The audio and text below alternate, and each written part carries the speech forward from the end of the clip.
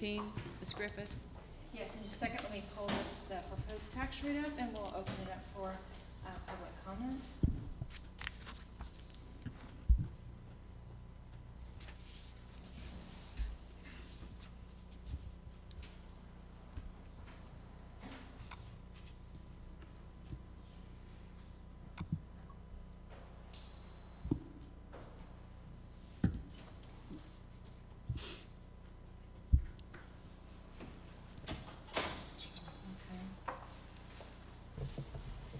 For the board and for the public, up on the screen you'll see the notice of the public meeting to discuss the budget and proposed tax rate. The first public meeting will be to discuss the proposed tax rate, which is going to remain the same.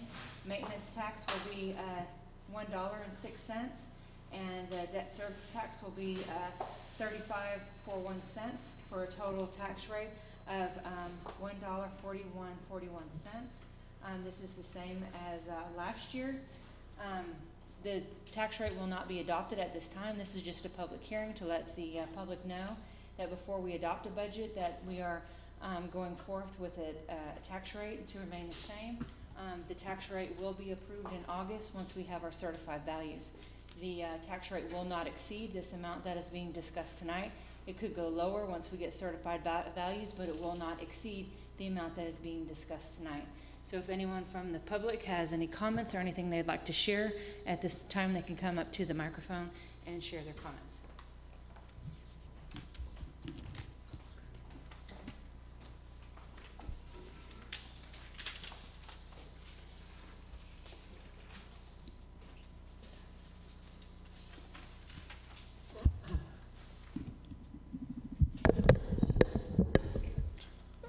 Thank you, board and ladies and gentlemen. Anyway, the results of the STAR test came out in today's San Marcos Daily Record. And first time end of the course tester results, all categories show improvement, yet all still lag behind state averages. STAR math results, 3rd, 6th, 7th, and 8th grades are worse than 2017, and all except the 5th grade are lower than state average. Spring 2018 end of course results, all subjects marginally better than 2017. 4th and 5th grade tested higher than 2017, however, all but the 8th grade continue to lag behind the state average. We fell below the state average in science and social studies. Science, 66% passed in San Marcos, 5th grade, versus 75% statewide. 8th grade science, 53% passed in San Marcos versus 74% statewide. We also had problems in history and English. We embarked on a massive spending campaign in 2013. It should be clear by now that there is no correlation between dollars spent and student achievement. Bankrupting the citizens of the San Marcos Consolidated Independent School District will not bring us the test results we desire. Only hard work on the part of students, teachers, and parents will do that. After 5 years of increased taxation and spending, it is time to come to our senses and cut the tax rate. A vote to keep the tax rate the same is a vote to increase school taxes 5 to 10%.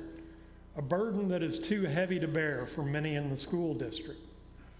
Allow me to state further that none of the problems in the San Marcos Consolidated Independent School District originated in Greenville, South Carolina. Our problems have nothing to do with public-private partnerships or River or those who are for or against growth. There's a problem with poverty, and frankly, excessive spending by the school district is exacerbating that problem.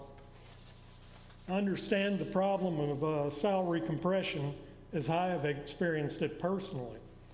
There were people where I worked who were making more than I was with less time in a lower grade job than mine. I do believe that the salary structure needs reform, but no teacher is begging in the streets. At the last school board meeting, I was sitting in front of a couple of teachers. One teacher said to the other teacher, "I'm taking my family to New York this year." The other teacher said, oh, well, we went to Vancouver last year. Well, let me just share with you that many people in San Marcos will not have a vacation. And probably a lot of them hadn't had a vacation in the last 10 years. Yet, we're being told that we need to spend more money, make more sacrifice, pay teachers more, build bigger, better buildings, and yet our standards are not going up. Our test scores are not going up, but maybe very little. So I would suggest that we actually try cutting the tax rate, and who knows, you know, maybe people in San Marcos will respond to that. But I want to thank you very much for your time. Thank you, Mr. Lyon. Anyone else?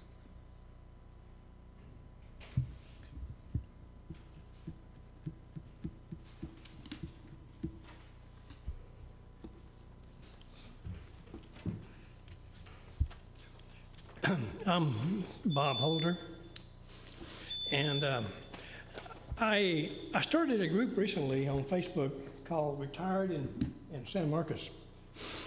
And the reason why I started the group was to look at some issues facing people that are retired in Hays County and San Marcos. And I was talking to a realtor who said, you know, Bob, you're going to be forced out of San Marcos. It's just a matter of time. And so I started doing some research and finding out about how my home valuation was determined. And I had a lot of experts who came and spoke to us. And it's very informative. One thing that I found out was that basically if the tax rate remains the same, then the home valuations increase, and my home valuation is just skyrocketing. Then basically I'm being charged more in taxes every year. So the tax rate remaining the same seems to make sense until we start looking at there's other factors involved, and the other factor is home valuation. And so I don't know about the budget for the school district. It seems to me that maybe we can get more outcome with less money by changing our methods. And I think that teachers that I've seen do a wonderful job and very dedicated. But I've worked with young people for 18 years with the state of Texas, and there seems to be a lack of motivation to learn. And there seems to be, from what I've seen, a sort of resentment of learning facts, sort of a closed-mindedness, and in many cases, what I would call anti-intellectualism among students.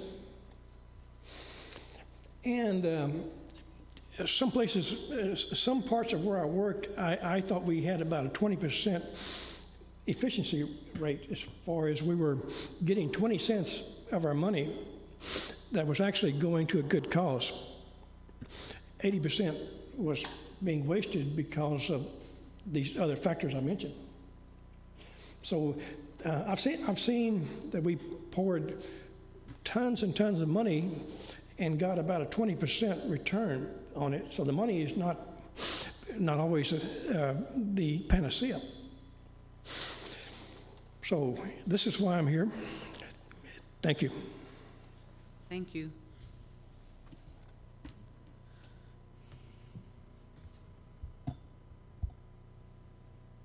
Anyone else? Okay, we're ready for the public hearing to discuss the proposed budget. Anyone else that needs to speak? Going once, going twice.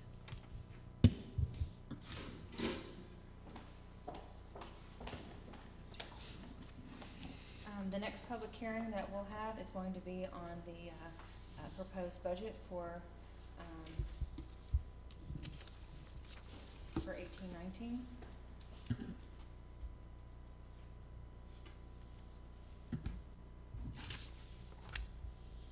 Right now, we have the general fund with revenues totaling $78,344,249. Estimated expenditures at $81,119,954, with a deficit from reserves at $2,775,705. For the food service fund, we're recommending revenues at, or proposed revenues will be at $4,330,025, with proposed expenses at $4,733,983, with a deficit to the reserve for the food service budget at $403,958. For the debt service for next year, we're anticipating revenues at $20,938,917. Our anticipated expenditures are $19,216,263, with a positive balance to the fund balance at $1,722,654. Now, if anyone from the public has any comment on the proposed budget.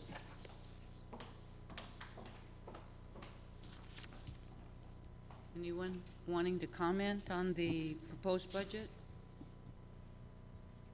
Going once, going twice. Third time's.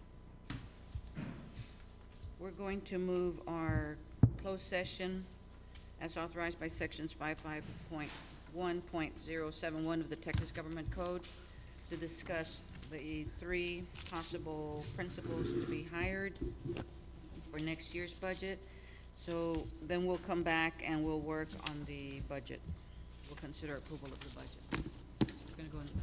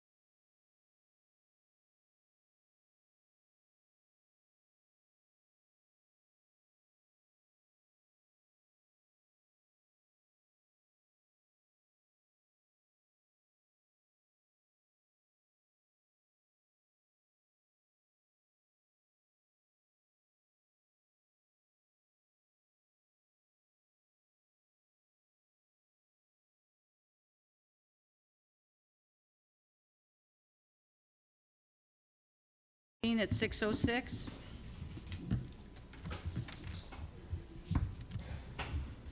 We're ready for a motion.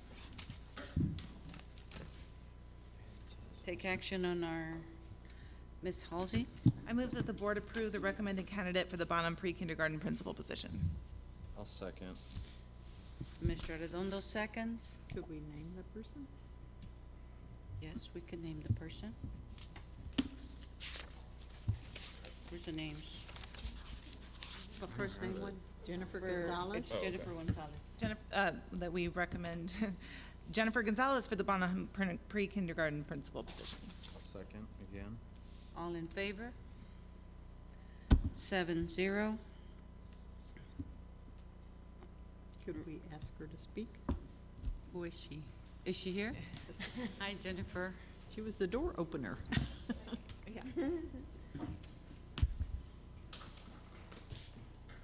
Hi.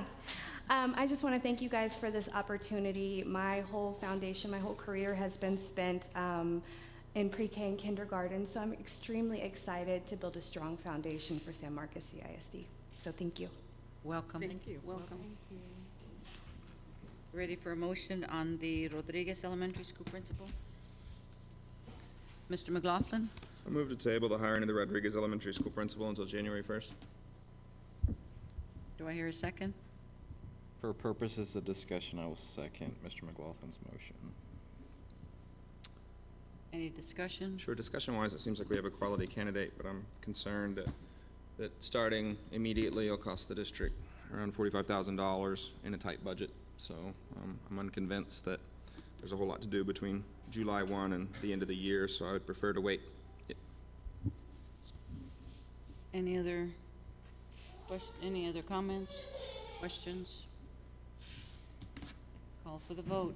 All in favor of hiring? It'd be the tabling. Tabling, I'm sorry.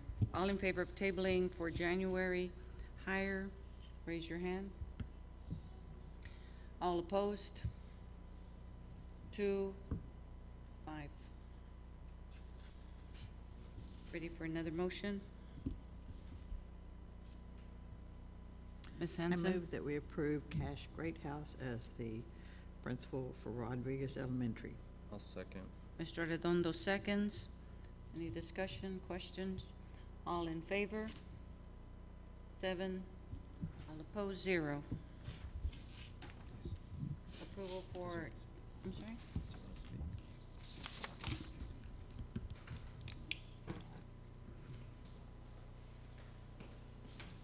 Hello, everyone.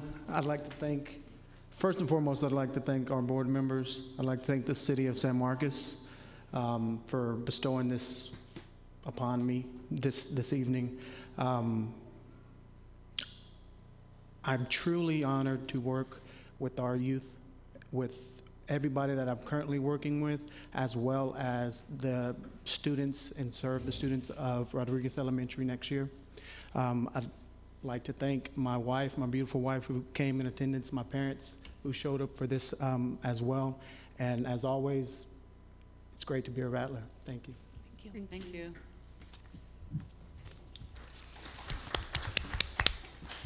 Does the wife want to stand? With the baby. Oh, she left. Yeah, she left, okay. Ready for our third motion? Consider approval for Travis Elementary School principal. Ms. Hanson? I move that we approve Scott Massini for Travis Elementary principal. I'll second. Mr. McLaughlin seconds. Discussion, questions? All in favor? 7, none opposed. And we met him at the last And board meeting. he was here for the last meeting. We met him then, so. Does Ms. Ruiz may want to read his statement? You have a statement for Just 'cause us it's to been read? Yeah? submitted on his behalf. Good idea. Thank you, Mr. Arredondo. Yes, Mr. Massini had sent a statement. It says, "The fact that you are voting on me to be the next principal at Travis Elementary is a privilege that I do not take lightly. After growing up in Texas, I can't even begin to tell you how excited I am to possibly come back home and work on my passion, which is educating children, and to top that, the blessing of the board to lead in a school district that is about all kids performing at or above grade level, to have strong academic rigor with our instruction, and to foster a culture of universal achievement that provides a safe and predictable environment for all kids, and to build strong community partnerships that serve our students is a dream come true. If approved by the board, I have the immense privilege of leading a school where my fiance, Carrie McDonald's family, has been strongly rooted in the San Marcos community since 1949. Her uncle, Vernon McDonald, was a longtime basketball player and head basketball coach at Southwest Texas State, and Vernon's wife, Dolores, spent her teaching career at Travis, and all 3 of their children attended Travis as well. It somehow feels as it has come full circle. Scott Messini. Thank you. We will move on to item 4. Oh, we were not going to take a short break? Oh, let's take a 5-minute break.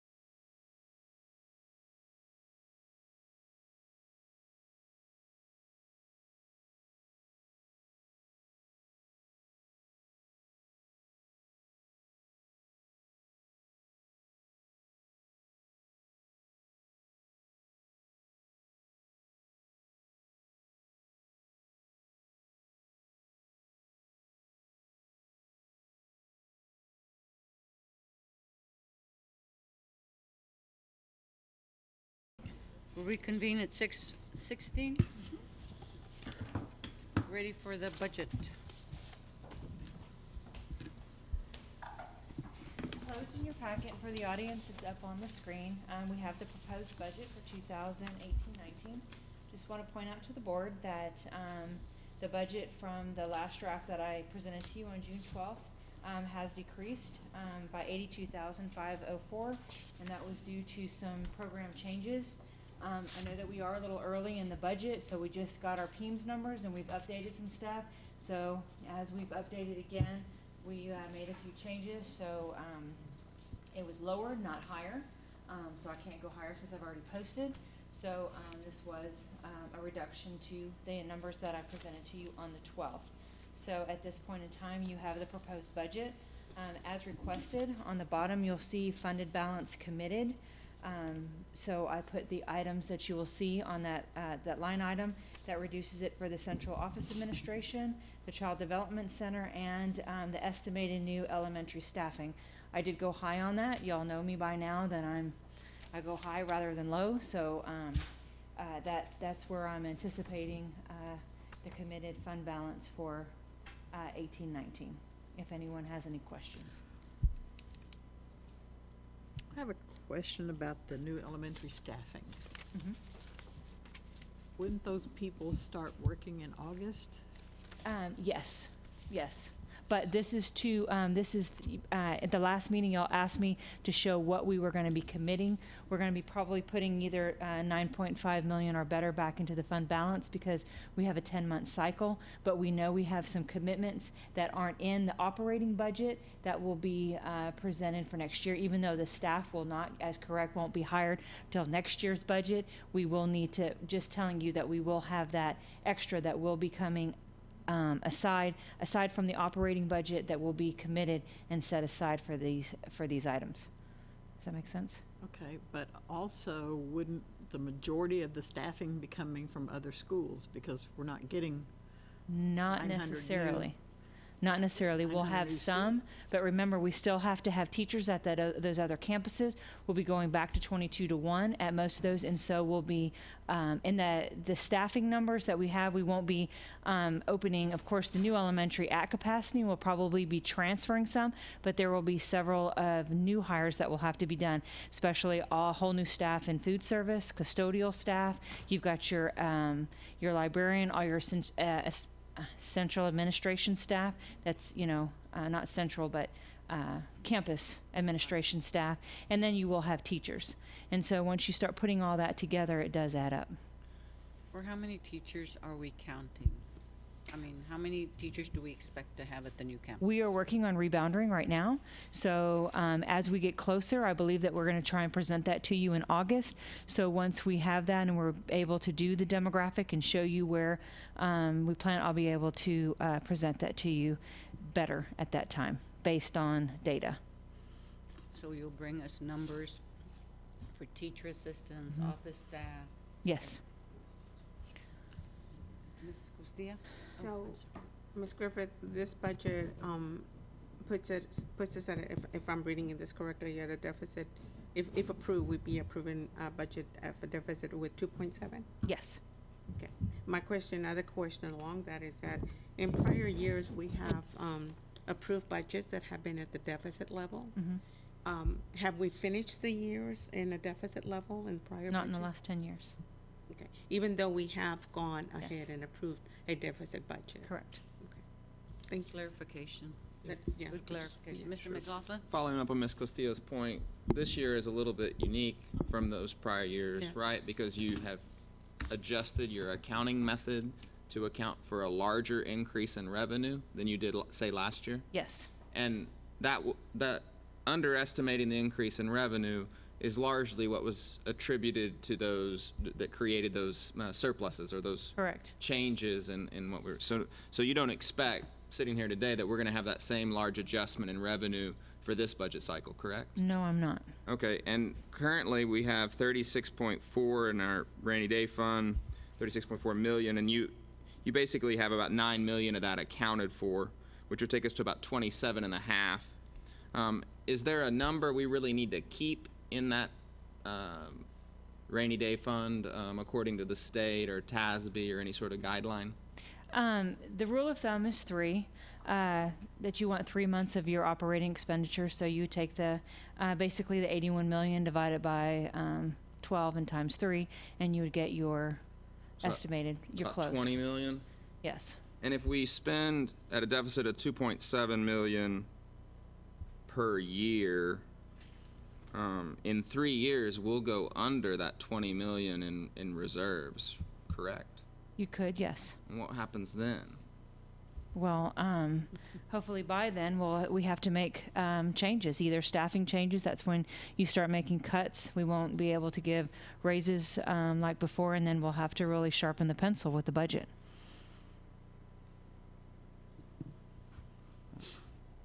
Thank you. An increase in revenue would not solve that problem? Well, remember, we are on the verge of recapture. So we are limited to the amount of, and then remember, that's appraisal values. So remember, that's all your values divided by the number of your students and student services. So it's your WADA, your weighted average daily attendance. So that is, I mean, it has nothing to do with tax rate or anything else. It's based on your student count and your appraised value. So as those grow, and if they're going to continue to grow like they have been over the last couple of years, we will hit recapture probably next year or the year after. And what sort of impact will that have on an annual basis? It's hard to tell because we'd have to, it's any of that estimated value over the 514,000. So any amount over that times the dollar is what we'd have to pay back to the state. So we don't get to keep that. So you'd have to take that in consideration. So, I mean, I have to look at, I mean, it all depends on how the values come in. But in time, that could be millions of dollars. Yes. That we would pay back of our revenues. Mm-hmm. Ms. Concho? Ms. Yabando? Ms. Griffith, there's been other school districts that are under recapture, and they have been under recapture for quite some time. Have you ever talked to any one of those districts to see how they're doing to manage their school district? Yeah, there's different things. Just like Dripping Springs ISD, they went ahead and went to the full $1.17, which, I mean, every district is different. You have to look at the dynamics and what's going on and see what is the best option to maximize how much you can get. So they did a tax swap a couple of years ago where they just moved money from over from INS and moved it to, I wouldn't recommend that, but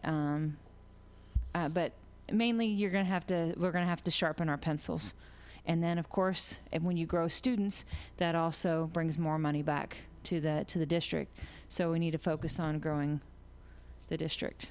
The one that I'm familiar with, and that's because I listen to the news, is Austin, and they were doing something innovative in partnering, and I want to say with the city, but I don't remember the specifics of it, but I wondered if you had heard anything like that.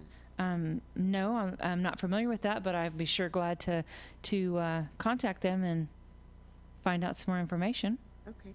Well, I think that we need to find out what other districts do. There's a lot of districts that are under recapture. Yes, there are. Every year more and more are being added. So. Ms. Costilla? Well, I think you mentioned to us some options that we could be looking at if and when we ever encounter that scenario of recapture. And, you know, I've always said it in the past, the money that we spend when we're expanding, hiring more teachers, giving more raises. I mean, I've been there before, and the impact that it has on a budget. So this is just something that we're going to have to encounter. And while, yes, you have been very conservative in your budget numbers in the prior years, to where at the end of the year it has come down to where we're not in a red, in red numbers by the time the school year ends. It's not something that's going to continue all the time. Correct. But at least we have not been able to lose money in those 3 prior years. And thank you, because that has helped us even now, even though we are looking at recapture. And it's, you know, another school, more teachers, you know, looking at future budgets about giving raises and hiring, you know, smaller classrooms. I mean, that all adds up. And yeah, it's going to be interesting to see how we're going to encounter that. I mean, from where I sit, I think the best defense would be not passing a budget with a $2.7 million deficit this year. I mean, this is something we're in control of. So, I mean, to say we're about to step off this precipice into the abyss of recapture, and we're going to have to send this money back to the state. And I guess once that happens, we'll start sharpening the pencil. For me, that's not really acceptable. I mean, right now, we're in control of it as trustees. And if we vote for a budget with a $2.7 million deficit, in about 3 or 4 years, a future board's going to rue this day. Because this is our best defense is that money we've saved up for the rainy day, and using it for, you know, an increase in campus and department allocations of $1.6 million, or new positions that total $900,000, most of which, you know, aren't in the classroom. To me, is irresponsible. So I would prefer that we trim some of this tonight, rather than saying, well, you know, we can't really do anything till next year. Where do you propose to start cutting? Well, the positions seem to be an obvious place for me. On page 3 of the workshop handout, we're adding 2 bookkeepers. That's a bookkeeper at Miller and Goodnight, an HVAC technician, a director of social and emotional counseling, a bilingual specialist, the transportation supervisor, and parent liaisons. None of those directly work with the kids in the classroom. And so I think those are luxuries which would be great. And if we were able to fully fund these budget requests, I wouldn't be wanting to move any of these positions. But if I'm going to have to choose where to spend limited resources, I think those are some opportunities to save. Mr. McLaughlin, as we have this conversation, do you mind if we send a staff member to make a copy of that handout? Because I didn't bring mine. We didn't And I bring don't know ours. if a couple of my colleagues might need a copy as well. I don't know if there's like notes on it. There's some angry Okay, margin yeah. scribble. I mean, We have it in email. If there's a way that we can get a copy. We to the won't look at your trustees. scribbling. He's sending a clean copy. okay. Ms. Probably Viapando, not in the even readable. meantime, Continue, yeah, to discuss. Ms. Viapando? Yes,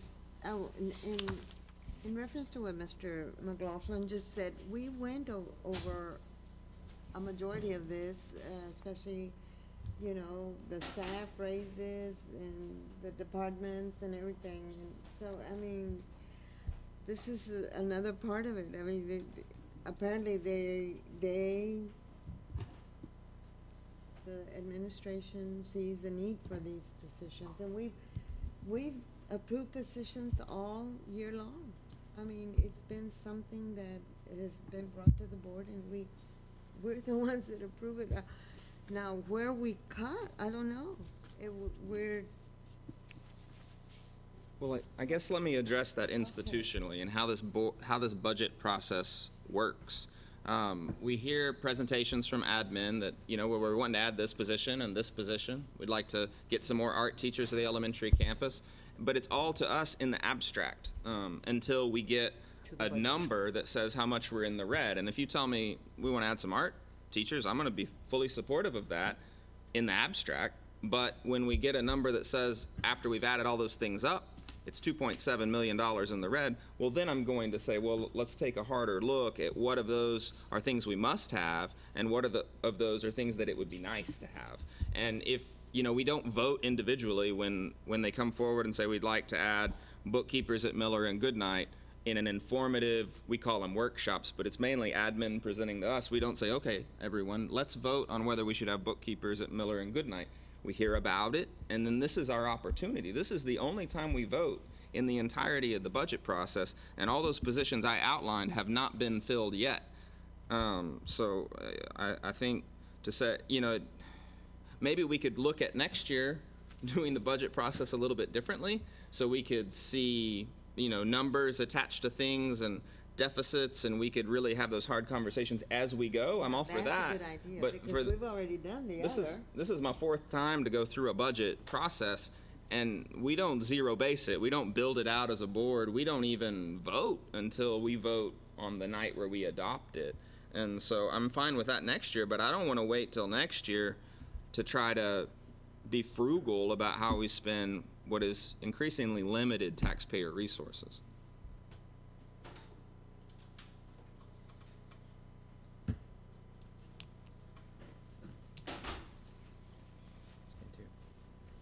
Mr. Arredondo? Thank you, Ms. Cantu. Just as a follow-up to Mr. McLaughlin's comments, I Is it agree. one page only? This Okay. being, a budget, I think the third or fourth budget that we've really had some time to look over as trustees since our election to the board.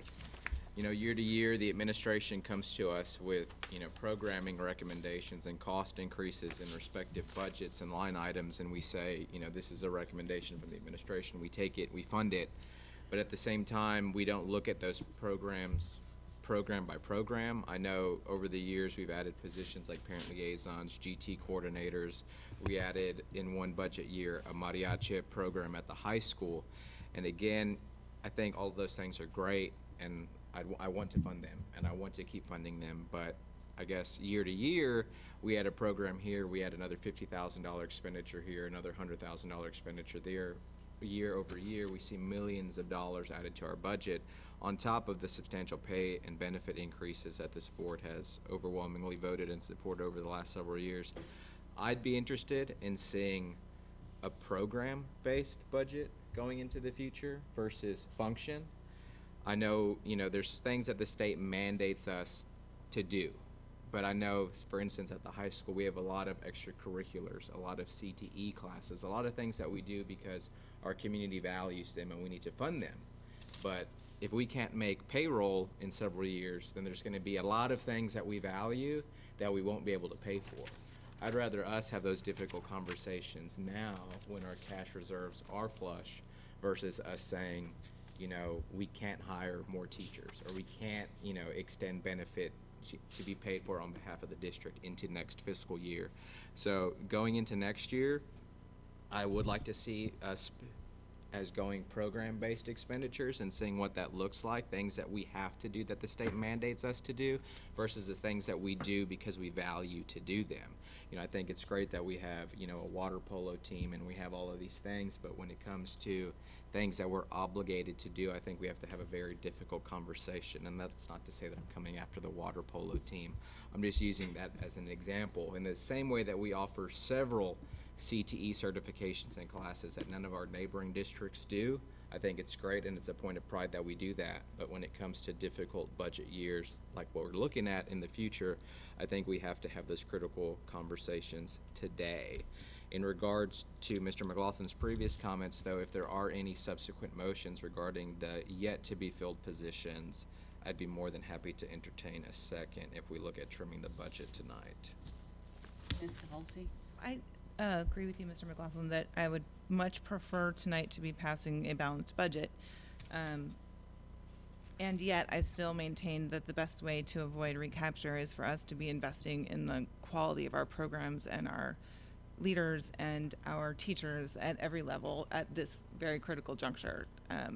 And so this year, I'm okay with passing the deficit budget because I do think that that's an important investment in order to have the schools that will attract the families that will populate the seats in the new school and in our other schools and the renovations and additions that we are invested in. So, and I also just wanted to say that with the additional positions that we are putting in, by my count, 11 of the 17 actually have direct classroom content and effect. And I would go so far as to argue that the director of social and emotional counseling is, at this point, for so many horrible, tragic, terrible reasons, absolutely critical and necessary. And I want that person in place as soon as possible. So. Well, that's a great example of just admin creep, though. I mean, we just added 4 counselors a couple months ago in response to those needs, and so now we're adding someone who's not going to be a counselor, not going to work with the kids, and is going to be, I guess, another person stationed at central office to manage this new crew we got. I mean, right now they have supervision, I presume, by Mr. Barton or someone, and they're all professional counselors, who this is what they do. And for me, a counselor who doesn't work with kids, that's not really a counselor. That's a supervisor or an administrator. And the more we grow our administration and spend money that way, the less money we can spend in the classroom or on the campuses. May I answer that? As a former counselor, whenever we had someone that was a director of counseling and had 10 other things to do, the directing the counseling program within the school district kind of fell to the wayside, and you don't get the alignment, the vertical alignment that you need when you're doing guidance lessons.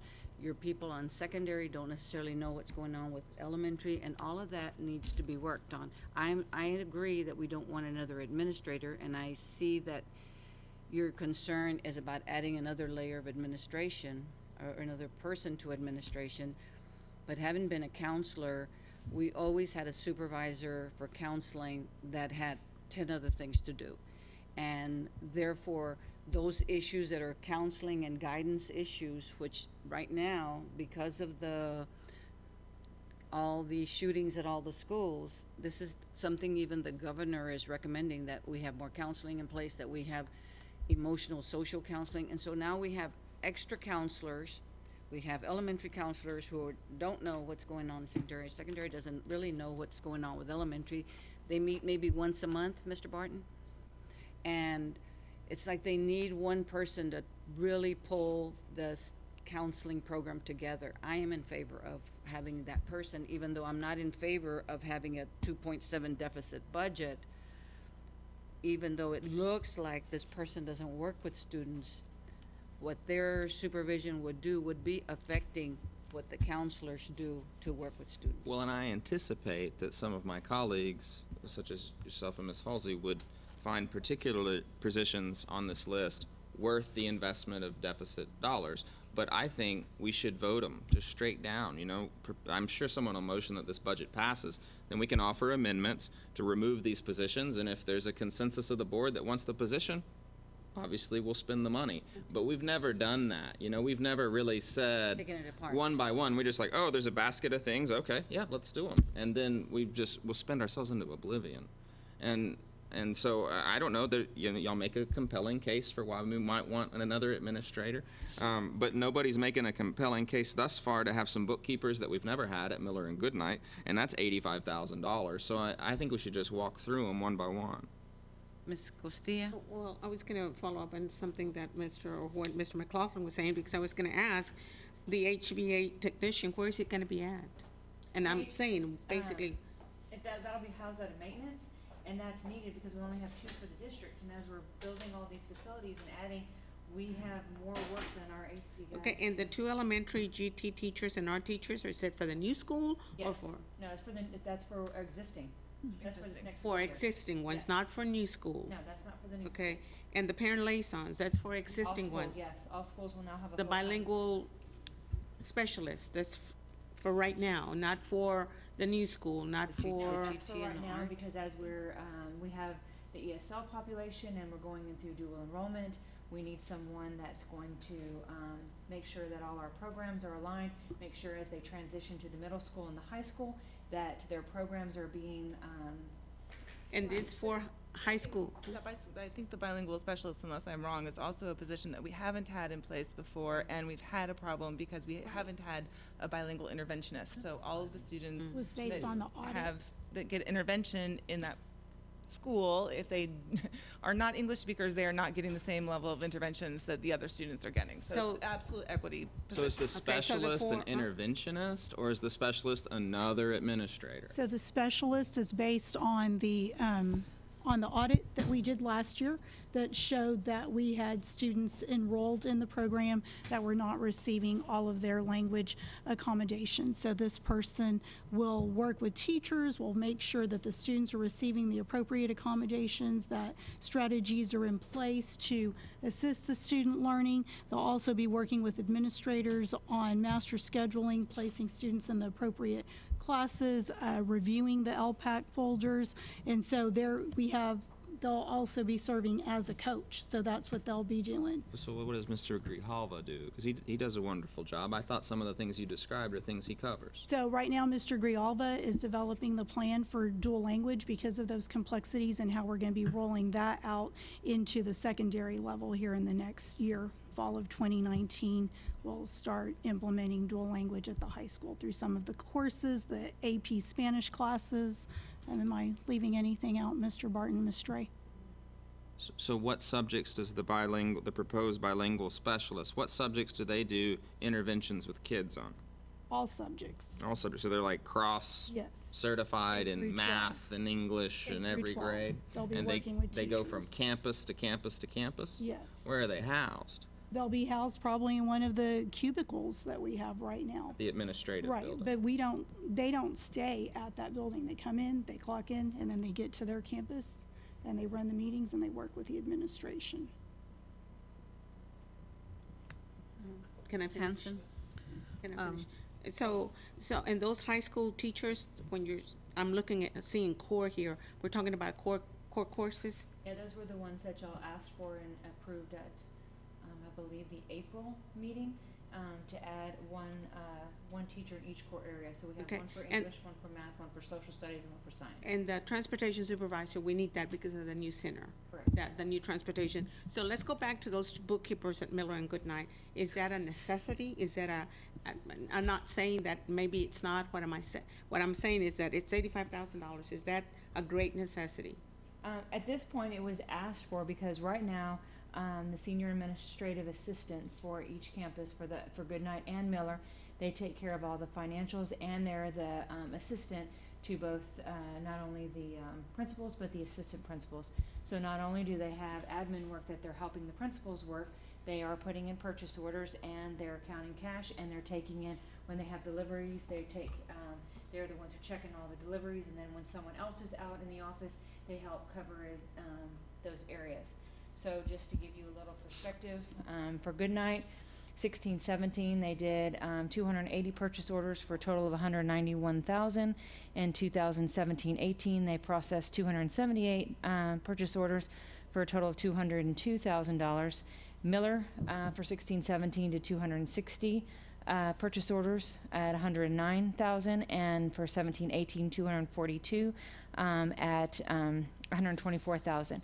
As far as collecting of revenues, this was kind of hard the only one that we were able to look at is 461. They do ticket counts and all that, but that was mixed in with all athletics, so I couldn't break that out to tell you which is which, but just for 461, which is campus activity, for 16-17, Goodnight collected 25,000.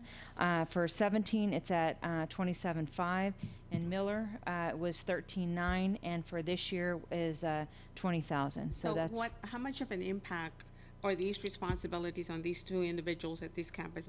How much is an impact is it having? Are they having not been able? And I'm not saying that they shouldn't. I've worked at that level before, so I know what you're talking about. I mean, is it impeding them from completing other things that they should be doing related to students, or for the need for these two bookkeepers at each school? We had some issues in the past with bookkeeping, and we had to put some more stringent cash policies in place. So that did put a strain on how they conduct business at these two campuses. And so that was partly the cause of why they're saying, okay, with these more stringent ways that y'all are asking us to handle cash and cash equivalents, it's become a burden now on the senior administrative assistant, and that's why this was requested. Mr. McLaughlin, at one point in time years ago, we used in the budget process, I have not seen this in quite a while, but the budget process to the board, and I don't know whether maybe Ms. Villalpando might remember, is that all the campuses came to the board with their needs. And from that point on, a budget was built, and the questions were posed to the different campuses about those particular additional needs or whatever. I'm just making reference to that because you're talking about that, it's at this point in time that it's coming to us. Well, maybe this is something that we might want to consider talking to our superintendent. I do not know how the staff might feel about it, but if each campus came to during the budget process and say, this is what we need and this is the reason why we need, maybe this is something that maybe what might be beneficial to you for your purpose. Yeah, I think all that's going to require us starting a little bit sooner. I'm just bringing it up because that's the way, for several years, the way it was operated by. And maybe President can too, we can look at a different method and maybe we started earlier than ever, but still, this is a must-pass tonight. Yeah. And we still have somehow it always happens. Like questions. So somehow the process has to change. And I just have one follow-up. And I don't know if this is for you, Ms. Griffith, but this elementary GT teachers, it seems like we've added one the last 2 years, and so right now, as I understand it, for the 6 campuses, there's 4, right? And so 2 of the GT coordinators are split among campuses. And so is this proposal so that there'll be a GT coordinator at every campus? Yes. Okay, but we still have some campuses with very, very low numbers. Like, I think it's been a while since we saw that report, but like 22 at Mendez. I mean, that's not really comparable work to someone who's having to manage 90 or 100 kids at other campuses. So is there some evidence that it's not appropriately staffed presently that y'all are making this recommendation?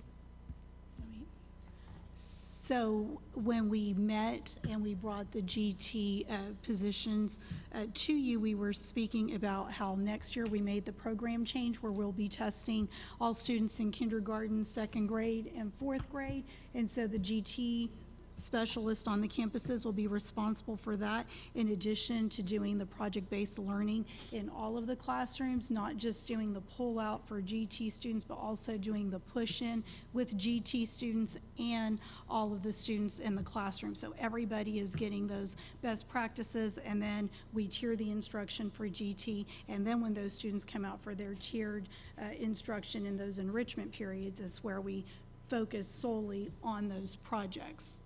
Ms. Dre? Expanding the program so that we reach all kids through those rather than just that small number of. You mean you reach the non-GT kids with the I mean, that And also isn't the whole identifying- function of the gifted and talented identification is to identify children who need more or different instruction?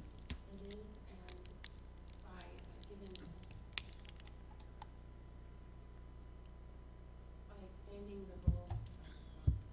expanding the role of the GT teachers at each campus, that will give them the latitude to identify more children, and, oh, thank you. To identify more children, as well as work with the teachers to expand their ability to implement the strategies and the instructional methods within their own classrooms. So We moved to a universal screener, though, so the identification process is essentially done, right? And, I mean, if they don't pass the test, right? there are 2 ways for students to be identified. So it depends on what they decide is the best method for each child. Sometimes a universal screener does not reach, for instance, students who are English language learners. They're not going to perform well on a universal screener by nature of the test. That doesn't mean that they don't have areas of giftedness that would otherwise be identified through other methods, such as a portfolio method. So we feel like we're missing students. And you think that it's the same workload for a campus where a GT coordinator has 100 kids as a campus where a GT coordinator has 22 kids? Same job? As of right now, not necessarily, if they were only serving that small number of students. But as I said, we're expanding the reach of that person to touch every classroom and every student instead of just the number of students who are identified. They provide direct services to those kids, but then they also provide enrichment opportunities to other children. So they go in classrooms where there's no GT identified kid? Correct. Because there may not be children who are identified as of yet, but there are children who need enrichment.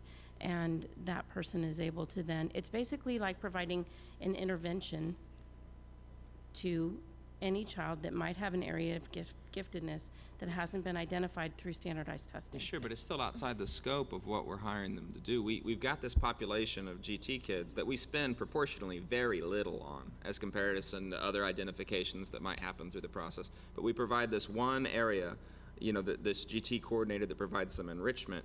I don't understand why that would be universalized across a campus outside of kids that are in the population. Because we believe that all children have areas of giftedness that aren't identified through testing. So everybody's gifted. So why do we even need GT coordinators? I mean, let's just treat them all the same. Do I believe that every child is gifted in some way? Yes, and I think we all identify that. We all recognize that in this field. And the intent of having the GT teachers is to bring an area of specialty to those classrooms. I thought it was to serve a population, and we get money from the state to serve a specific population. This seems to run counter to the whole idea. that we would intervene in a class at an elementary school, in a fourth grade class, with no GT identified kids, that a coordinator would spend a proportional amount of time in that class is It wouldn't baffling. necessarily be proportionate. The children that are identified get services according to whatever the team determines is necessary for those children. Above and beyond that, though, the GT teacher can help support other children across the school. Ms. Hanson, you had your hand up? My concern about passing this budget as is that last year we added 850,000 in positions. And this year we're looking at adding almost $1 million plus the pay raises, which I don't remember what that amount is, plus $3 million for the new elementary staffing. These are all ongoing expenses, and I'm concerned, I mean, that's a lot of money that will keep coming out of fund balance. If it was just a one-time expenditure, I would say, hey, go ahead, you know, let's do it. But next year, the teacher, all the staff are gonna want pay raises again, so, I mean, I just think that I'm concerned about passing a deficit budget with ongoing expenses. Ms. Halsey, you had your hand up? Yeah, I just wanted to respond to Mr. McLaughlin in terms of the additional GT teachers and having full-time GT teachers at the schools with low populations that are currently identified. I think those are also our schools with the highest proportion of lower socioeconomic students. And so, in part, I think a metaphor would be, you wouldn't know that a student is gifted at playing the violin until the student has a violin in their hands, right? And so I think part of the idea of doing the push in enrichment is that we're talking about, in often cases, at-risk populations that don't have the opportunity to have those enrichments elsewhere. They're not.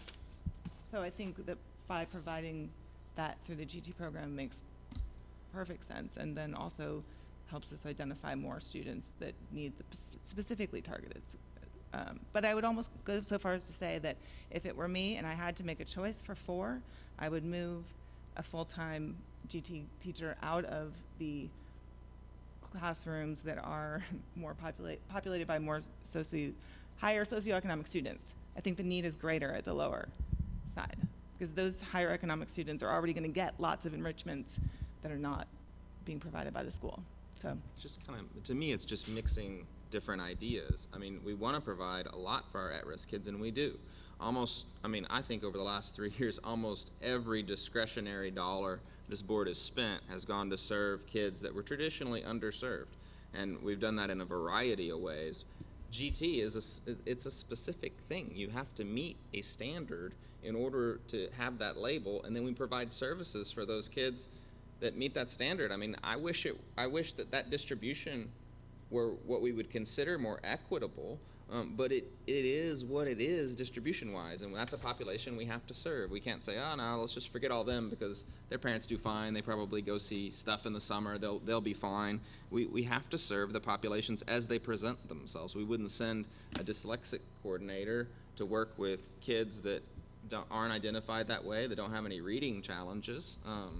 I think we target populations with intervention as the need is there, and so this seems to be by just having a teacher at every campus, that doesn't suddenly make it the same. That doesn't mean we're going to have the same number. That doesn't mean it's going to equal over time. I thought that's why we were going to universal indicators, because we thought maybe they weren't getting teacher nominations or what was happening at those campuses, and we're spending the money on that, you know, because we thought that might give us a more equitable distribution again. But I think we serve the distribution we have, and we hope the distributions change over time.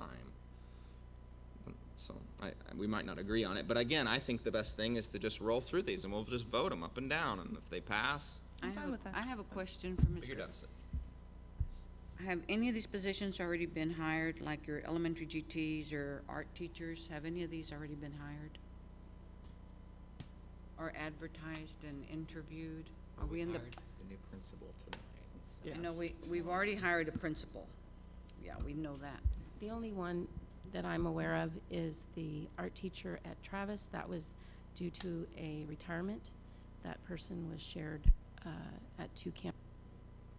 So that was a replacement. That was a replacement then.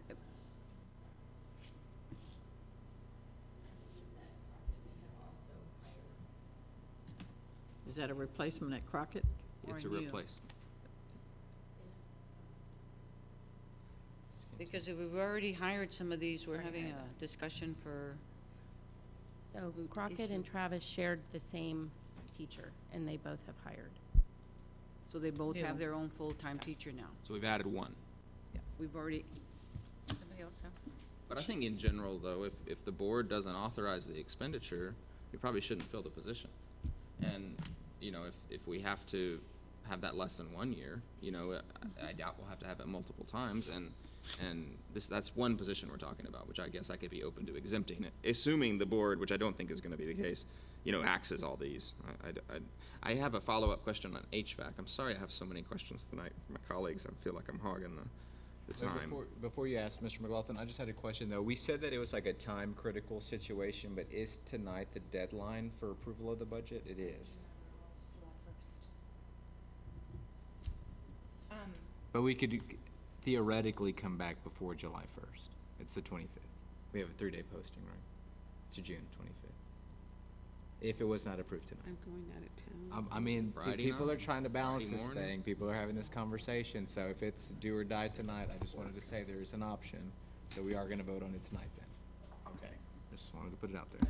As to HVAC technician, maybe I could hear from Mr. Wesson why these new buildings with new ACs are gonna require us to have more HVAC work. I mean, aren't new systems warranted, or, you know, don't you have kind of a sweet period of where it works without a lot of repair? Certainly, the new campuses do have that, and of course, but still, you have to, you know, do preventive maintenance on them. We have now approximately 500 HVAC units across, and we got 3 HVAC technicians. So, with that said, you know, it's not just working on them, it's also doing preventive maintenance on them. Filters and stuff? Filters, well, we actually hire a company to come in and change the filters on them. Oh, okay. So that doesn't count, but checking belts, checking everything on them. And of course,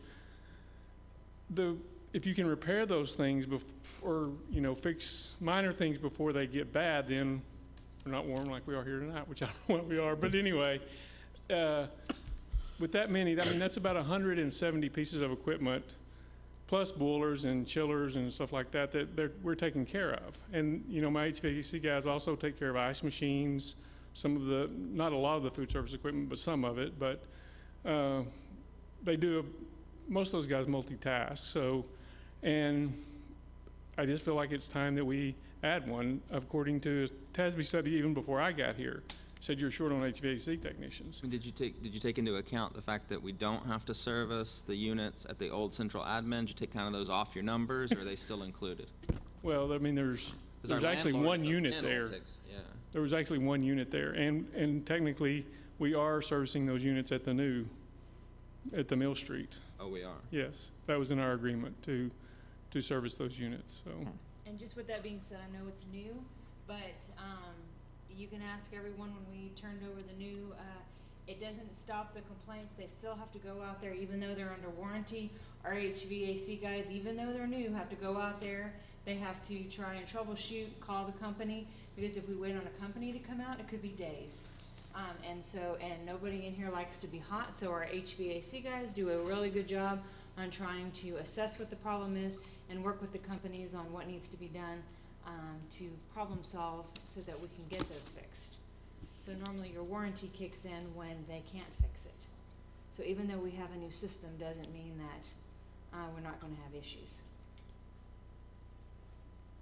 Thank you. Any other, Ms. Halsey? I'd like to move that we approve the budget for 2018-2019. I'll second that motion. We have a motion and a second. Any further discussion? I'd like to offer an amendment as a motion. I move that we amend the budget as proposed to eliminate the 2 bookkeepers at Miller and Goodnight. I will second Mr. McLaughlin's motion to amend the original. Amendment. You said that. Motion, I'm not sure. Yes, And but- do you accept the amendment? I accept the amendment.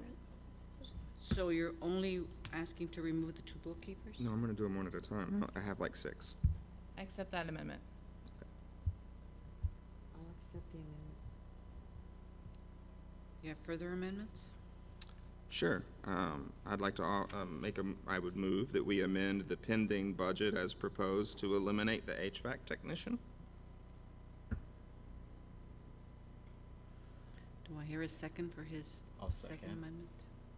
I don't accept that amendment. Okay, well, we can do it afterwards as a standalone and strip it out. Or we could just vote on it now. But, I don't, whichever. okay. I would move that we amend the present budget to remove the bilingual specialist.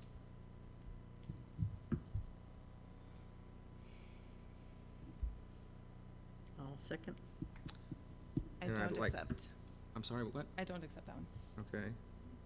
And then I would move that we amend the budget as proposed to remove the transportation supervisor at New Center.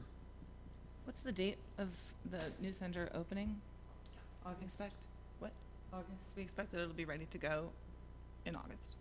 Then I don't somewhere accept. at the I latest, don't have a second yet. correct? Oh, sorry. You don't have a second on it? I don't know.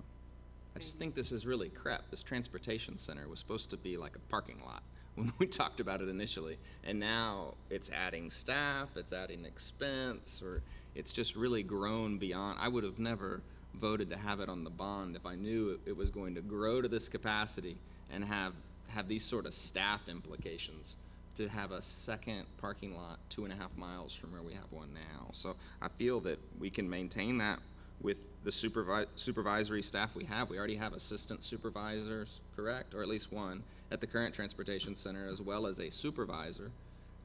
So once again, admin creep at the expense of classroom, at money that we could otherwise put into the classroom and making a difference with students. Okay, that one had no second. I seconded it. Oh, you did second? I did now. Okay. I'll accept that one.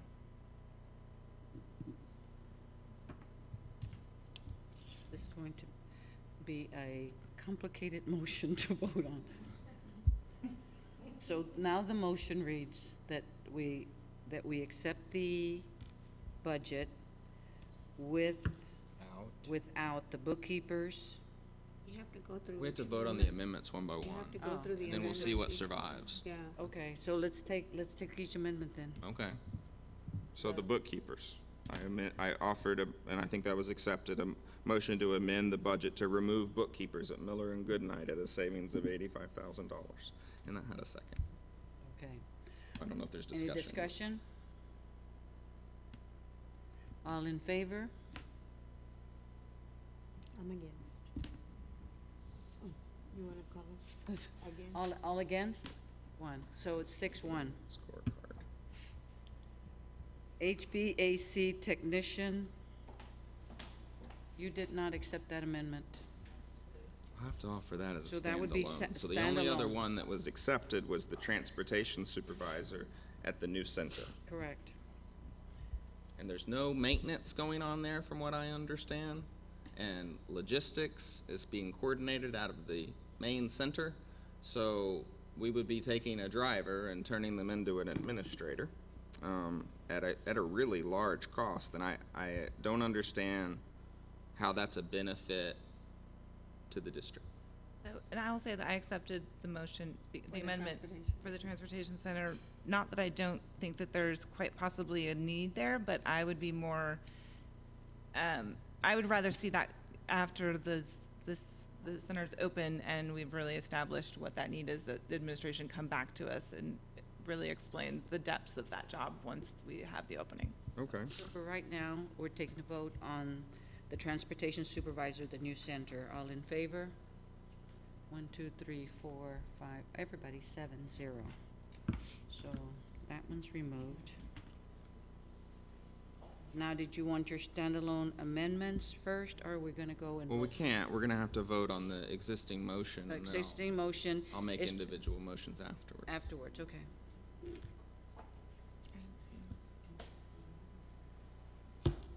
Or or we could just, you could accept them, vote them down if there wasn't support. We're ready It's for the gonna go one motion way or on the budget. I'll Be accept simpler. both of them. Okay, and because of that, I won't make my other one, because I knew you were gonna oppose. See, this is compromise in action. Civility, it's great. love it. All I right, love so it. the motion, they both had a second, and she's accepted them, so we you- have to vote on the motion to amend to eliminate the HVAC technician. Who was your second? Okay. On we that were- one, We already I had, s- you had seconded, seconded. okay. All in favor for that to be So removed? I'm gonna just say before I vote that, that Ms. Costilla has a good point, that we could vote to eliminate the HVAC technician from the budget at present, but to get more presentation from administration down the line as to the need and As- entertain it after in the future. Transportation Department opens, okay. All in favor? 1, 2, 3, 4, 5, 6, 7. 7, all opposed, 0. So what was the second one? The bilingual specialist is the last one I've made. Did we have? Kathy was my second. You had a Ms. second? Hanson, sorry. Did you approve that one? I accepted it. You accepted it? Okay, all in favor? 1, 2, 3, 4. Against? 1, 2, 3. Okay. 4, 3. Passes. So we've eliminated bookkeepers, HVAC technician, bilingual specialist, and transportation supervisor. What's that say? 280 grand. I thought 270. Oh, you got Put on 270. No, 80, 280. Okay. Now can we vote on the motion? Now we're ready to vote on the entire budget. Amended motion. On the amended motion. All in favor? 1, 2, 3, 4, 5, 6. All opposed? 1 opposed. So that's 689.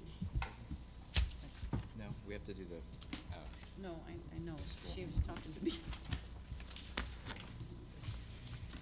Okay, Mrs. Griffith, I'm gonna make a motion that we approve. If I can find my paper here, sorry, jumped the gun. the contract for high school. Yeah. We're going down to number 7, consider approval of award of contract for high school addition. Mrs. Cantu, I'm gonna make a motion that we approve the recommendation before the board to award the construction contract to Weber Commercial as presented and authorize the superintendent or designee to execute a contract. I'll second. Ms. Hanson seconds. Any discussion or questions? I do. It said C, hold on, let me make On- sure it's not buried. There was attached scoring. Oh, here, I think I found it. Answered my own question. Give me 1 second. Okay, so I have a question now as Mr. McLaughlin looks at the scorecard. So based on what I'm seeing here is that this decision has been made on cost and time delivery. Yes, Those but are the scores that put this firm over the top that made them the recommendation. You Correct. kind of take everything else into consideration, it's kind of a tie across the board. Okay. So my question is, are they obligated to deliver us this project at this cost and at this time? And if not, why are we selecting them if they're getting selected for cost and time tonight, but there's no guarantee that they're gonna deliver those things to us down the road? Okay, well, let me just explain something to y'all. Okay, in front of you is the scoring sheet, okay? Basically, we did a base bid, which was for the construction of the center as it was presented to you. There were a couple other items that we did as an alternate because they were not initially in the scope, but they were requested, and we can go over those alternates. So when we evaluate the bid, you go based on the base bid, which is the number on the top. That's how you get evaluated, based on that top number, because that's the number of construction, that's what was presented to you, and that's what we're voting on. So that's where that's where the cost of the contract amount, then the scoring comes in on the bottom. So at this present time, we had a budget for this project at 14,700, and the lowest bid came in at 14,724. So we're right at budget with this project. Now, we do have a couple of alternates. We have 5 alternates to go over with you tonight. This would be in addition to the project, in addition to that price. So based on base bid, Weber Commercial, is the recommended choice. And just procedurally, can I clarify, Mr. Arredondo, were you asking that the base bid be awarded, or that all the alternatives, or where are you on that? Procedurally, I would say the alternates included based on, I guess, I'm assuming that's the recommendation from the administration. We're gonna recommend 2 of those. 2 of them, all right. Okay. So we were gonna go through them if you wanted to hear them, or we can just tell you the 2 Well, that I mean, were- we were gonna ask questions anyway, so to have this conversation, but to go back to my original point though, so if we look at just base bid, not alternates, not other costs, so based on the score sheet matrix in front of us, Yes. the disparity in scores is based on construction cost, which I'm assuming is based on base bid, and then delivery of project, which Yeah, is, I'm days to assuming, complete. base bid. So is our contract, or the contract that we would authorize you to negotiate, essentially ensuring us that those 2 things are met? Because we're essentially awarding a project because of those 2 things. So say it's delayed or it's cost more, then we essentially awarded a project to a firm for no reason, since we're not guaranteed the reason why they're getting the project tonight based on this matrix. Does that make sense? Like, those 2 categories on here are the deciding factor of why this recommendation is coming to us. The base bid, the 14,724, and the days to complete. They got, and then there's, of course, you can see the bid rankings on the bottom. There's other factors that go into that, and they get, but based on these items, they scored the highest at the 97.81. But yes, it's based on the base bid and the number of days to complete. Their contract will be based around that number and those days. If it changes, we come back to you and do a change order either on time or on price. So we'd have to come back to you for that change. But, so there'll be like a liquidated damage provision if they don't deliver in 365 days? No, there'll be a change order. There will be a change order that they would have to come back and say, we need additional time. So What's our remedy? No, you can't have additional time. What happens then? And then we're gonna have, that will have to work out. And so as a follow-up to, I guess, Mr. McLaughlin's comment, or at least my original concern is, if, I'm sure my colleagues have looked at this matrix, but again, if you look at every other score, things are pretty similar to a point or 2. But the biggest disparity in the awarding of this contract is the cost and the delivery as far as time goes. So if those 2 metrics aren't met, then we essentially use this matrix for no reason, unless there's some type of guarantee on the front end that this like the awarding of this contract is a guarantee. Because then otherwise, you know, Cadence McShane could have made up a different number, because that's what they actually assume it's gonna be, or, you know, the Satterfield-Ponticus, same thing. You know, they said it was gonna, actually Satterfield-Ponticus said it was gonna take substantially less time. So, again, I guess that's my concern, is we're awarding a contract based on the score, but the 2 deciding factors on that score, I have no legal guarantee that those are gonna be met. It's just what they filled out or what they put in Well, their we have proposal. a bid bond on those, so yes, we have some stuff that, okay, so they did a competitive seal proposal, so the cost for the cost of work will be the 14,724, that we will have a contract on that, and the number of days to complete are the 365. These are in their contract. If they go over, we have to negotiate, and in the past, liquidated damages was a means to get, but most of the time when we go into contract negotiation, because those are so hard to get, because there's so much that you have to prove, and most of your contractors, you know, ask for that item to be striped. That's not something that we live or die in our contracts with. I would rather do like a $5,000 a day penalty. If I was litigating a breach of contract case and I had liquidated damages, yeah, I might not recover them. There's a chance they get out, but it still gives me another option, like another way to get home, right? And so I don't see why it's ever a bad idea to have a liquidated damage provision in a contract of this size. Ms. Costilla? So you're talking about those contract negotiations as being the consequence if they don't do this? If they don't meet the days. Yeah, so that's, Liquidated damages only come if they Yeah. don't have, So- but they are hard to prove, very costly in litigation to get, and so, and sometimes so that's. let's say they're 30 days, 60 days late. So there's really not much on our part to Okay, get. well, first, when they're 30 and 60 days late, that's costing them that's costing them on their program.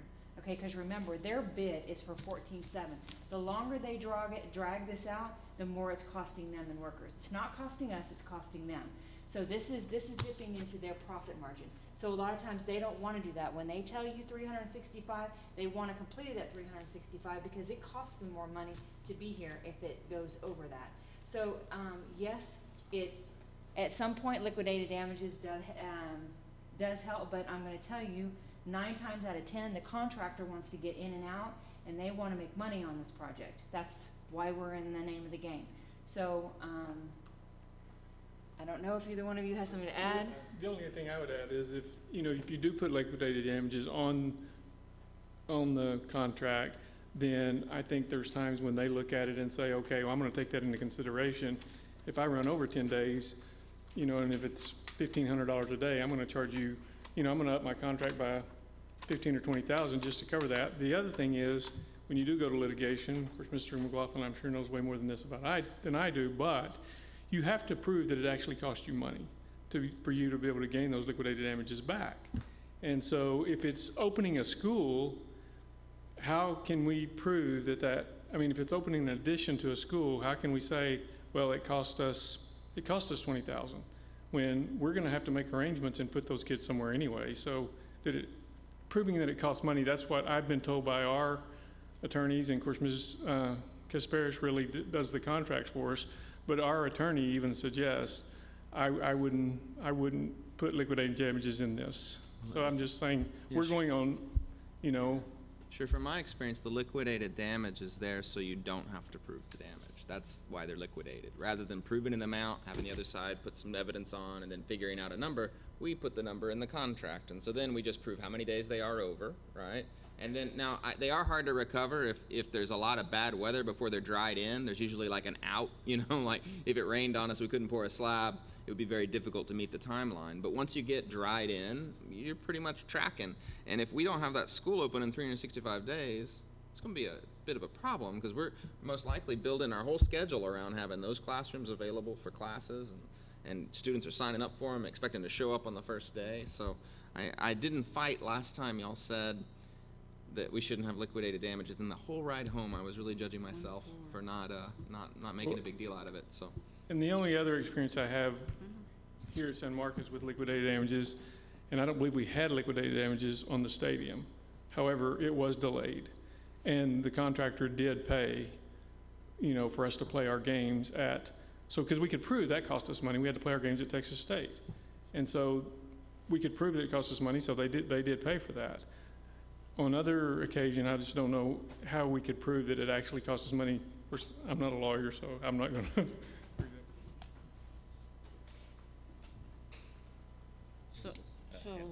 Ms. Hanson? The base bid is the base bid. If something costs them more, that's okay. The only reason why we'd change that is if we put in a change order, we decide, oh, no, we want this instead of that. Correct. And that costs more. Okay, Correct. Thank you. So which alternates did you? Do you want to know about all of them, or you just want to know about the ones that we're recommending? I want to know about the ones you're recommending. Okay, the ones that we are recommending are alternate 2 and alternate 3. So I'll let alternate 2.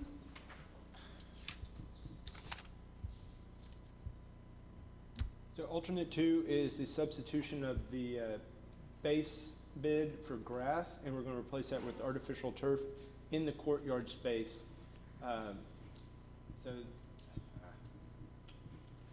So it would be in this area right here, in this area in the courtyard.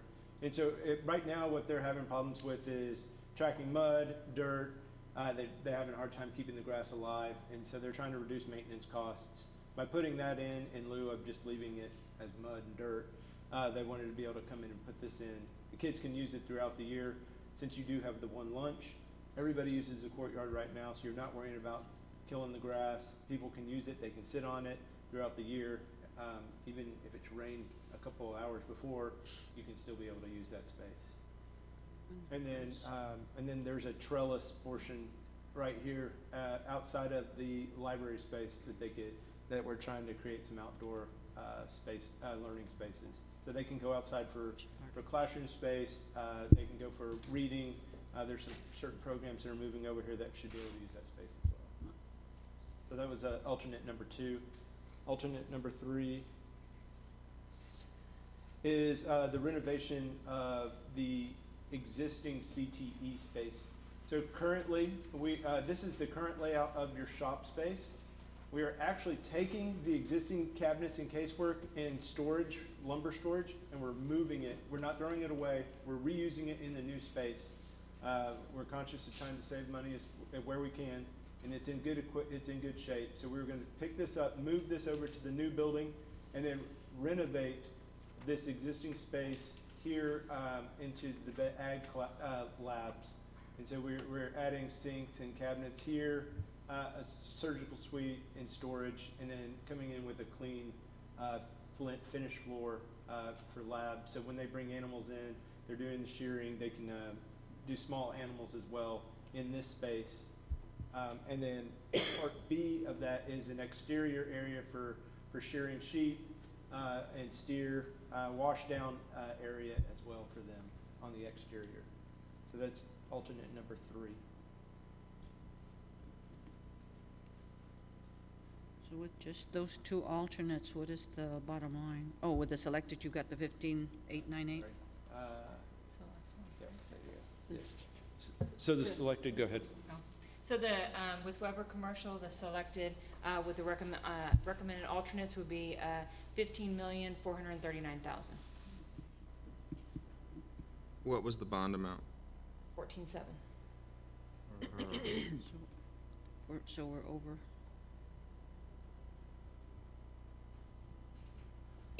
Yes, the alternate, the 2,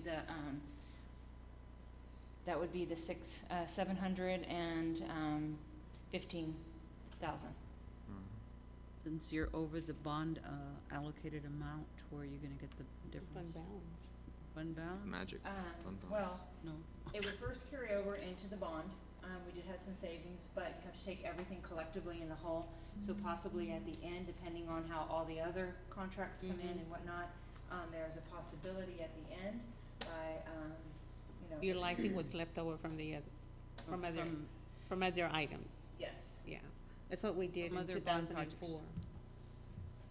We took from one area to the other one, yeah.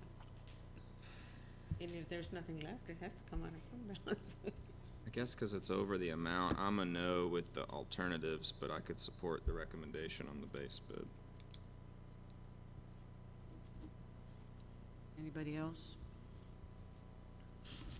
Mrs. Griffith, will you please reread the total cost of this project as my motion reflects? So it's the base cost plus the selected alternates. What was that amount that you said? 15,439,000. And then just for clarification purposes, so like in the Weber commercial column where it says total with selected alternates in bold, why is that a different number then? Says 898. That's with all of the. Oh, that was with all of them. Even though it says with selected alternates? Yeah, they must have used to selected all of them. Because it says cost of selected alternates above, and it's the sum of the 5. Okay, Cost of the total alternates.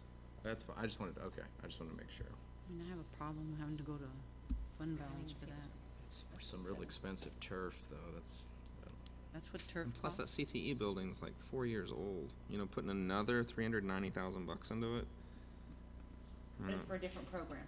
Sure, but I mean, we should have known if we wanted to do that, you know, and included it in what we went to the voters. I don't remember discussing renovation of the CTE wing at all. And that stems from earlier conversations. If you remember, right before we presented SD, we were talking about making sure that we had room for more general ed spaces. So by moving them into that space, we open up classrooms inside the building for general ed.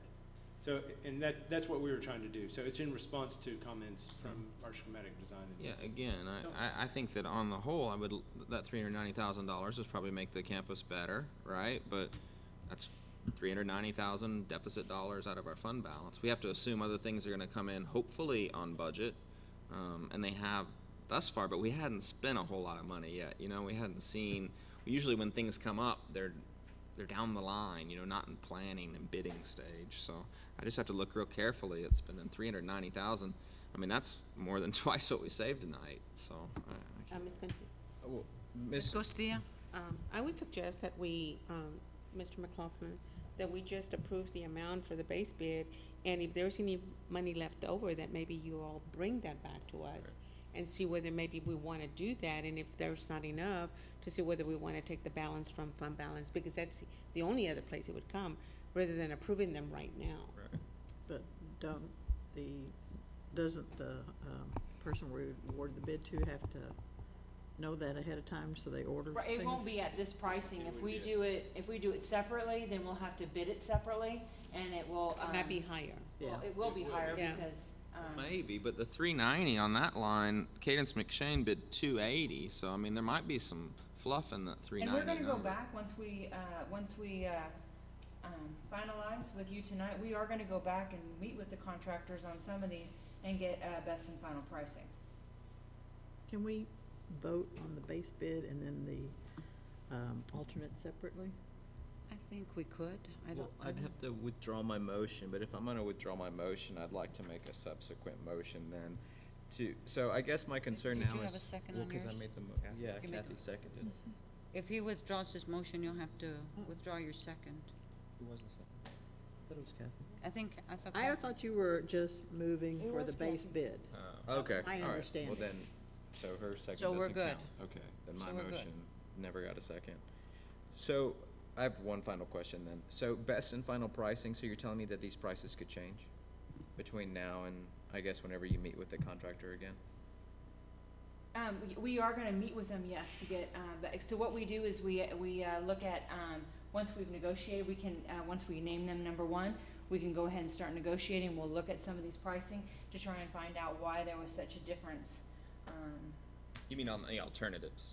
On the Yes, on the alternatives only. alternatives. But they On the won't tell base you level. those reasons like beforehand? Because I mean, I do have some concerns here that, I mean, Cadence McShane said that the turfing of the courtyard is $280,000 and Weber's coming in at $100,000 more. I mean, if I could I guess my question would be, it's like if I table this tonight, can we get best and final pricing for all four of these?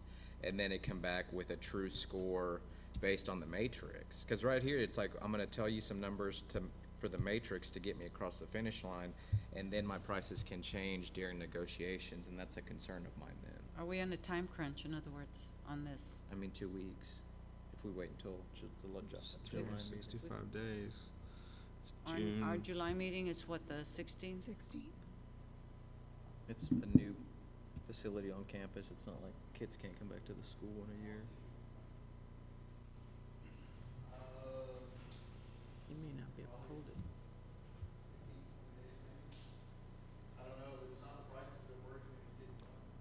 Yeah, I think, Mr. Arredondo, if I could, that it would be simpler to just approve the base bid and then go back to them on the alternatives, because the base bid's not gonna change. If we authorize 14,724 to be paid to Weber Commercial, they're not gonna come back and say, oh, you know what, now it's 13,500, you know, so, but the alternates, they've got some time to come back with other numbers, and then we can reconsider them. That works for So- me. so I we didn't know could- if you wanna make the motion or whoever wants to make it then. So we can Well, vote I thought tonight your motion on was for the the, base the bid. base It's not bid. for the base It bid? included the alternate. So he's gonna withdraw, and someone can make it. he's withdrawing his motion. Okay, I move that we approve the base bid. And award to Weber. Do I hear a second? I'll second. Mr. Arredondo seconds. All in favor? 6. All opposed, 0.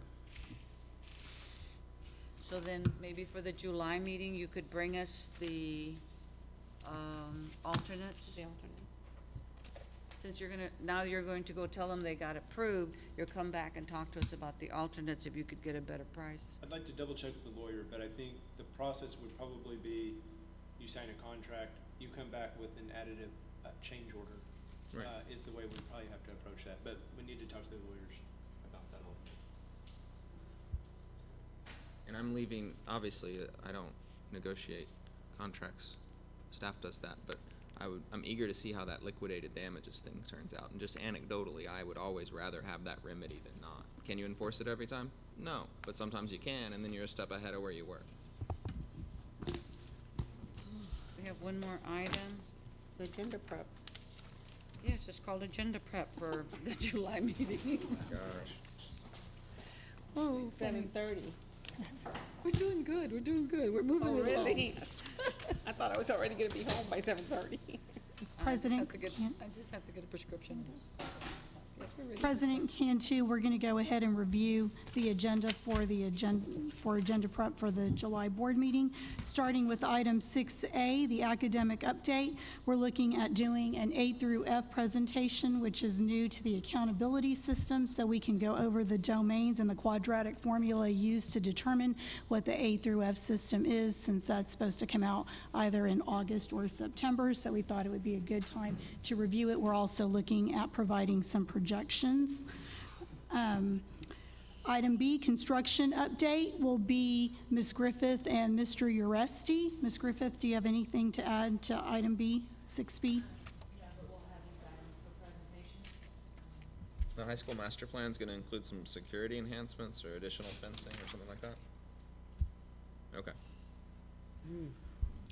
Going on to the quarterly investment report that will be provided by Ms. Griffith along with district-wide concessions. Do you want to speak to that, Ms. Griffith?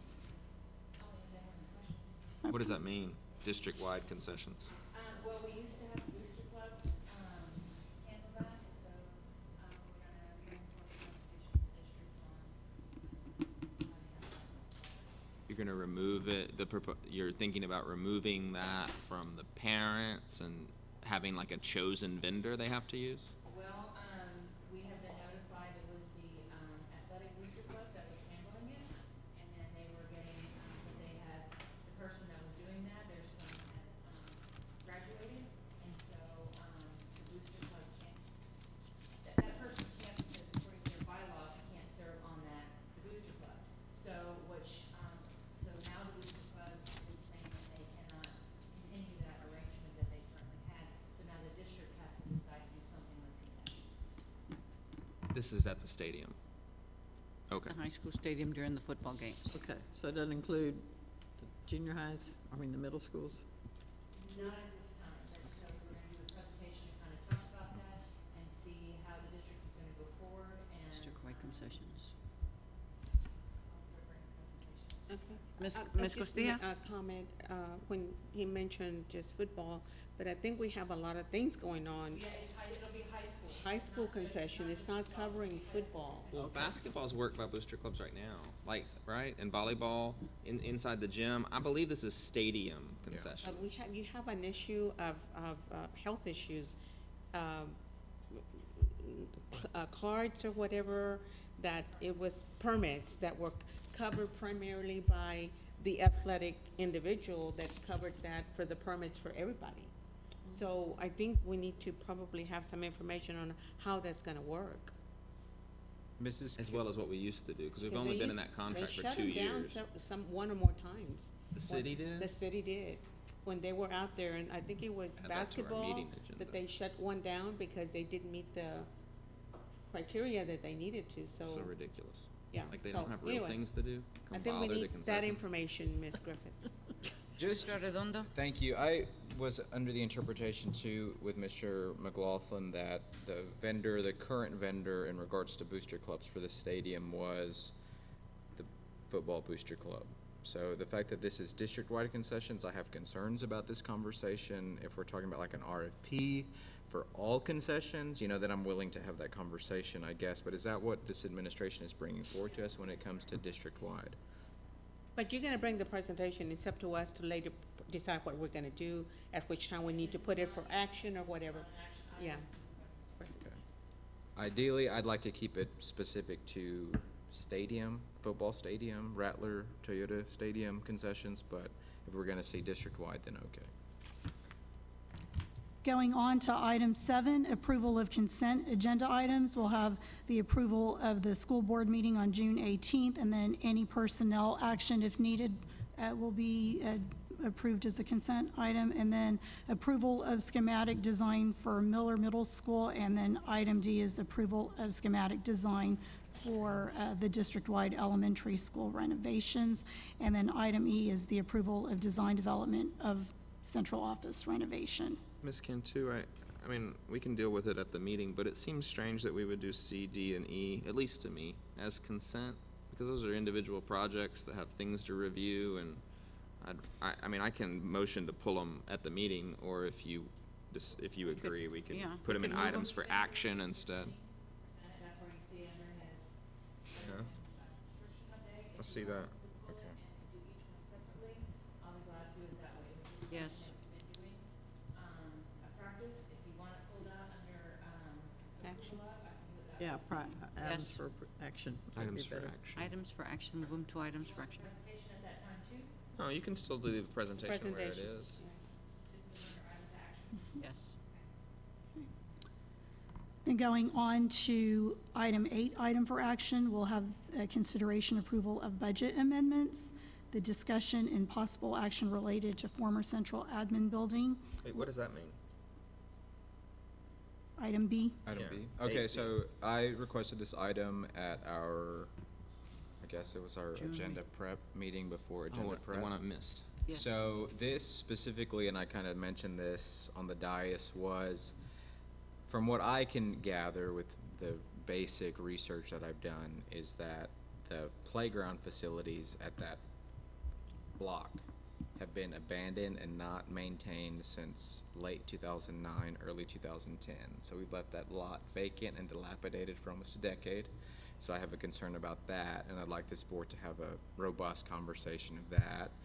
And if we look at history then, if we left the vacant lot there unmaintained for a decade, I have concerns about leaving the central administration building, former central administration building, in that state as well.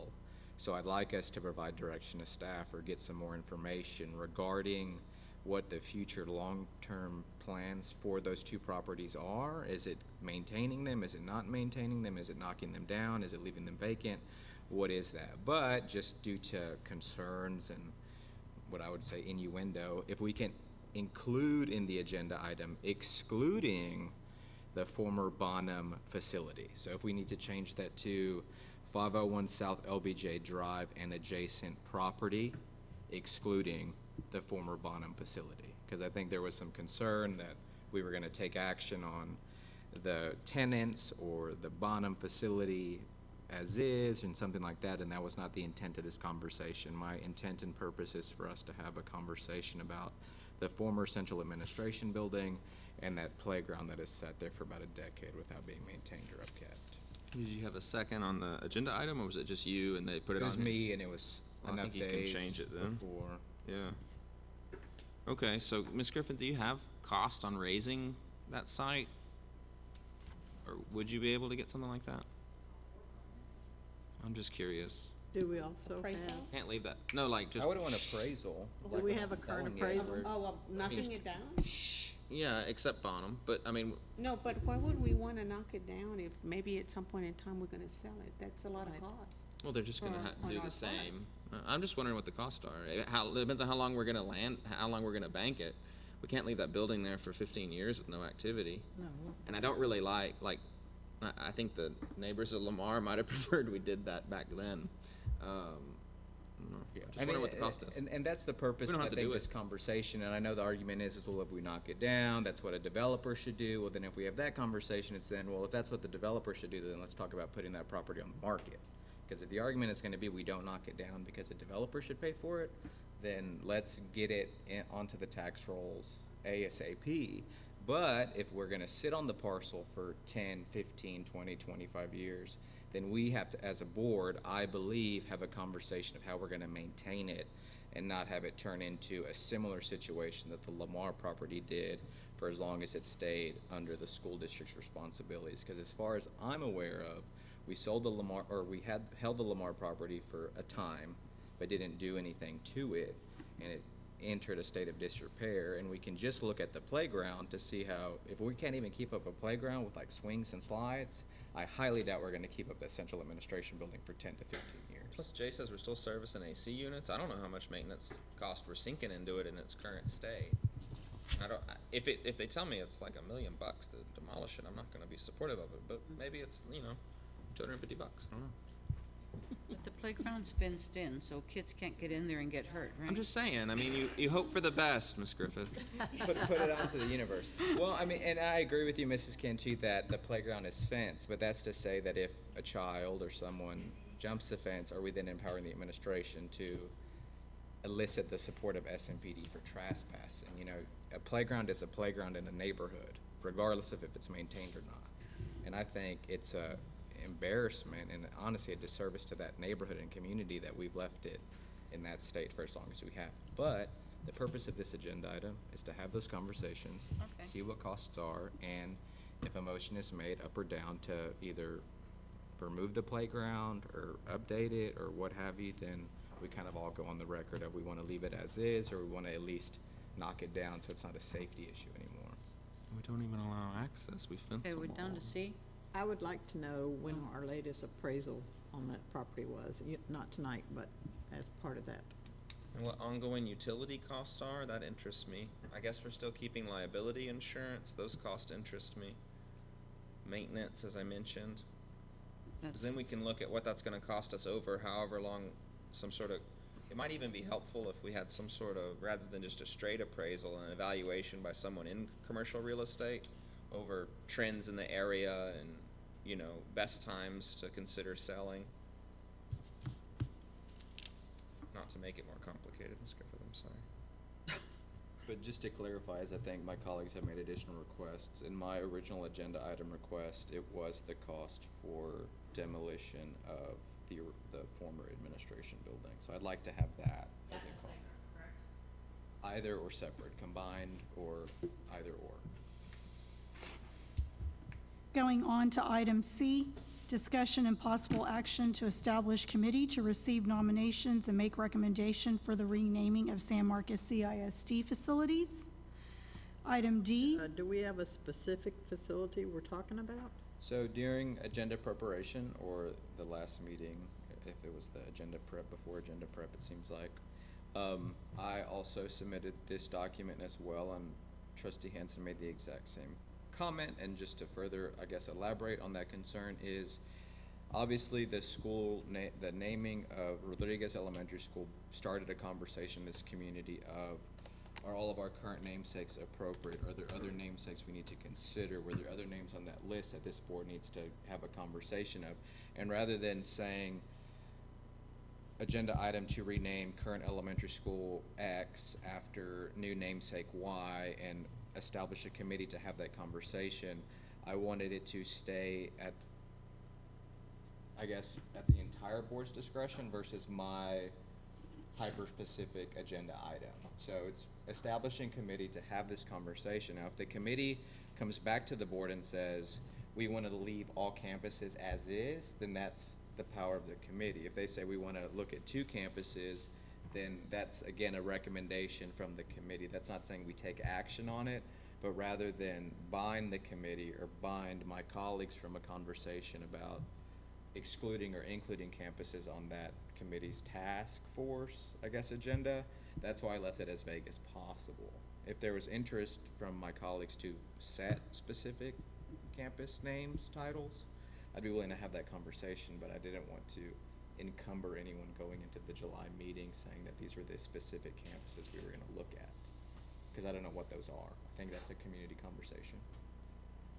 Have community members come to you wanting certain ones renamed? Yeah, Bowie in particular. Because I haven't heard from any Bowie staff or parents from or, anyone either. and I would think that'd be where we start, is with the community coming to us as a board requesting information rather than a committee to make that decision. But that'll be part of the, I guess, part of the conversation over that agenda item. We can move on to D. D is the consideration and approval of a plan of finance for the construction and equipment of school buildings and directing district administration and consultants to proceed with the issuance of unlimited tax school building bonds. Say again, 73 point? 53. This is the second part. Remember last summer we did 50? Mhm. Or is it 57.3? Item E, is consider trust property bid on cause number 4689.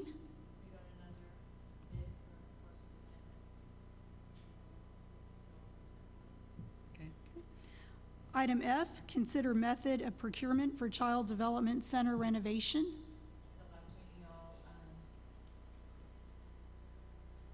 Accepted to do the Child Development Center renovation. Mhm. So we have to do a procurement, how we're gonna do that, like it's gonna be, competitive scope proposal, or we're gonna go CMIR, procurement. So you'll give us a presentation on that. Thank you. Item G is consider approval of agreement for the purchase of attendance credits from the state. As every year, I bring forth to you as we're in chapter 41, decide how we're gonna do that, and so we're decide if we want to do tax credits, vote on that, and send it to the state. Item 9A is closed session, discussion regarding the superintendent's summative evaluation. And then item 10 will be, board will reconvene in open session to take action if necessary on item discussed in closed session. And then 10A is consider approval of superintendent's summative evaluation. Ms. Cantu, do you have a date when you want numbers to you? and comments? I can give you a date. I'd have to look at my calendar. Now, the meeting is on the 17th? 16. 16th. So we want to bring it, we want to have them ready before the board meeting. Look at our calendars. Turn them in on the 9th after the groundbreaking. Yeah, if you, yeah, that would be a good time. The Remind it. groundbreaking is the 9th. If y'all want to bring them back, the written paper, the written copy on the 9th, if y'all are all going to have them ready by then, I could accept them then and then put it together so that we'll have it for the 16th. Am I By the 9th, all right. okay with the 9th? Y'all all got copies at the last week. Motion to adjourn? Second? All in favor? 6, all opposed? 0. Karen, the office is closed all Not next here. week, right? 7:40.